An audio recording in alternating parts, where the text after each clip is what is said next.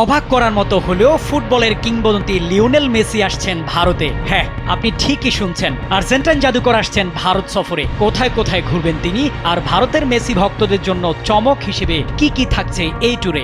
মেসির ক্যারিয়ারের শেষ ভাগে এমন ব্যস্ত সফর নিঃসন্দেহে গোটা ভারতবর্ষের জন্য অনেক বড় চমক। এত বড় সফরে তিনি রাজি হলেন কিভাবে?